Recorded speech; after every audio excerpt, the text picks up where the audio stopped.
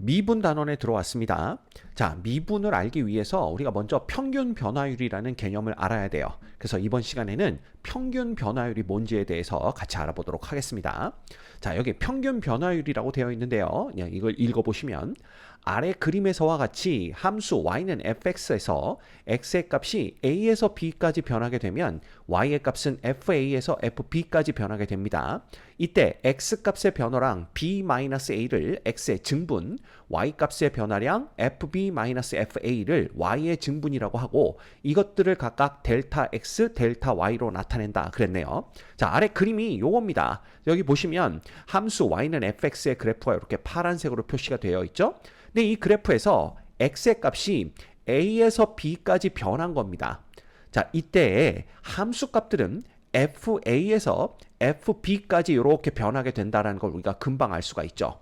그래서 우리는 요 x의 증분, 즉 b-a가 x가 증가한 양이잖아요. 그렇죠? 그래서 이거를 우리가 뭐라고 부르냐 하면 델타 x다 이렇게 부릅니다. 자, 요 세모 표시는 뭐냐 하면요. 이 영어로 차를 나타내는 게 이제 difference인데 이 difference의 맨 앞 글자 D에 해당하는 그리스 문자가 요 세모입니다. 요거 읽을 때 어떻게 읽냐 하면 델타라고 읽어요. 그래서 요거 기억해 주시면 읽을 때 도움이 됩니다. 그래서 b-a는 우리가 델타 x라고 하고요. 이때 y 값의 증분은 뭐가 되냐 하면 바로 f의 b에서 누굴 뺀 겁니까? fa를 뺀 겁니다. 요걸 우리가 y 값의 증분, 그래서 델타 y라고 나타내는 거예요. 여기까지 어려운 거 하나도 없습니다. 자, 이때 함수 y는 fx에서 x의 증분 델타 x에 대한 y의 증분 델타 y의 비율, 즉 델타 x분의 델타 y죠. 그럼 델타 x분의 델타 y는 뭐냐? 당연히 b-a 분의 fb-fa가 될 겁니다. 이 값을 x의 값이 a에서 b까지 변할 때 함수 y는 fx의 평균 변화율이다 라고 얘기를 하는 거예요. 그럼 평균 변화율 자체는 어려운 개념이 아닙니다. 그냥 x 값의 증분에 대한 y 값의 증분의 비율, 즉 델타 x분의 델타 y가 바로 평균 변화율이 되는 거예요. 자, 그런데 여기서 요거 이제 조금 요식을 바꿔보게 되면 b 대신에 우리가 누굴 적을 수가 있냐면 a 플러스 델타 x다 요렇게 바꿔 적을 수가 있겠죠.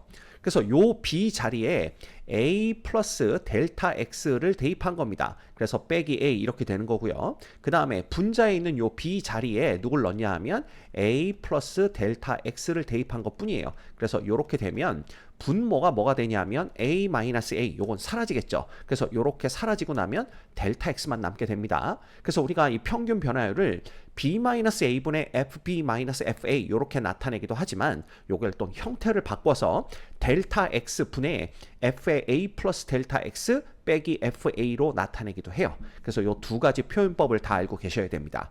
이게 바로 평균 변화율이 되는 거예요. 됐죠? 근데 이 평균 변화율을 이해하기가 쉬운 이유가 뭐냐 하면 이 평균 변화율의 기하학적인 의미를 보시면 훨씬 더 이제 이해하기가 쉬워집니다. 왜냐하면 자, 볼까요?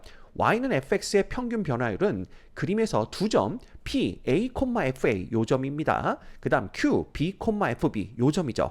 요 두 점을 연결하는 직선의 기울기와 같아요. 우리 두 점이 주어져 있을 때 이 두 점을 지나가는 직선의 기울기 어떻게 구했었죠?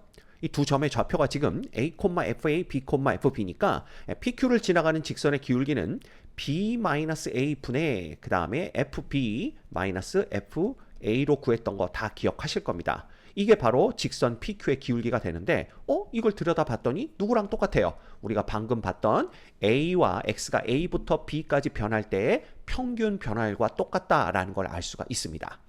그래서 이 y는 fx의 그래프에서 x가 a부터 b까지 변할 때의 평균 변화율은 이 두 점 p, a, fa입니다. 그 다음 q, b, fb를 연결하는 직선의 기울기와 같다라는 걸 우리가 금방 알아낼 수가 있어요.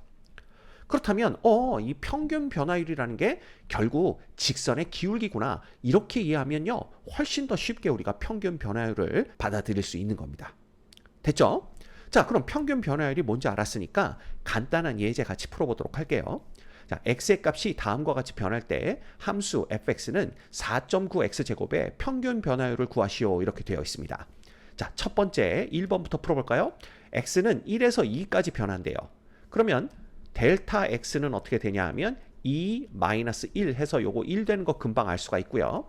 그 다음 델타 y는 어떻게 되냐 하면 자 2를 여기다 대입하게 되면 4.9 곱하기 2의 제곱이고요. 그 다음 빼기 1을 여기다 대입하게 되면 4.9 곱하기 1의 제곱 이렇게 됩니다. 자, 따라서 얘는 4.9로 묶어주시면 4 빼기 1 해서 얼마가 돼요? 3이 되는 걸 볼 수가 있고요. 결과적으로 여기에 3을 곱해주면 3, 9, 27, 3, 4, 12에서 14.7이 되는 걸 볼 수가 있습니다.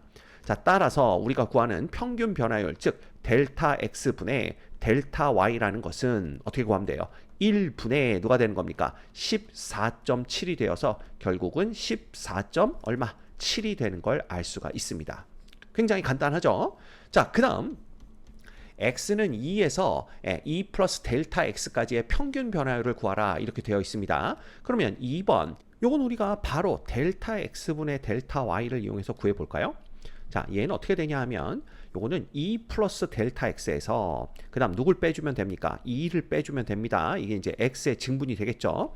그 다음에 요 2 플러스 델타 x를 어디다 넣어야 돼요? 4.9 곱하기 2 플러스 델타 x의 제곱 여기다 대입을 하셔야 되고요. 좀 더 길게 필요하겠네요. 그 다음 빼기 4.9 곱하기 2의 제곱 이렇게 보시면 됩니다. 자, 이렇게 되면 여기는 이제 2하고 2가 없어지면서 분모에는 델타 x만 남는다라는 걸 볼 수가 있고요. 그 다음에 요거는 그냥 4.9로 묶어준 다음에 전개를 해보겠습니다. 그럼 얘는 4 플러스 4배의 델타 x 플러스 델타 x 전체에 뭐가 되는 거예요? 제곱 이렇게 되는 걸 볼 수가 있네요. 그럼 여기를 우리가 중괄호로 바꿔볼까요? 이렇게 바꾸면 됩니다. 자, 그 다음에 빼기 4.9로 묶어줬으니까 여기는 4만 남는 걸 볼 수가 있네요. 이렇게 정리가 됩니다. 됐죠? 그러면 이 괄호 안에서 4하고 마이너스 4가 그냥 없어지는 걸 볼 수가 있네요. 됐죠? 그 다음에 델타 x가 이렇게 약분되고 여기도 하나가 약분되니까 자, 남는 것만 정리를 하게 되면 4.9 곱하기 누가 됩니까? 여기는 4 플러스 델타 x 이렇게 남는 걸 볼 수가 있습니다. 이해가 되십니까? 그래서 이걸 또 전개한다면 어떻게 되냐 하면 4 곱하기 4.9 해주면 19.6이 되는 거고요. 플러스 여기는 뭐가 되냐 하면 4.9 곱하기 델타 x 이렇게 우리가 전개를 해서 써줄 수도 있겠네요. 뭐 어쨌든 평균 변화율을 구하라 그랬으니까 이렇게 쓰든 우리가 평균 변화율을 적어주시면 되는 겁니다. 됐죠? 진짜 별거 없습니다. 평균 변화율은. 자, 그러면 이 문제도 같이 풀어볼까요? 지면에서 수직으로 위로 쏘아 올린 물체의 t초 후의 높이 htm가 다음과 같습니다. 그래서 ht는 마이너스 5t제곱 플러스 40t로 주어져 있어요.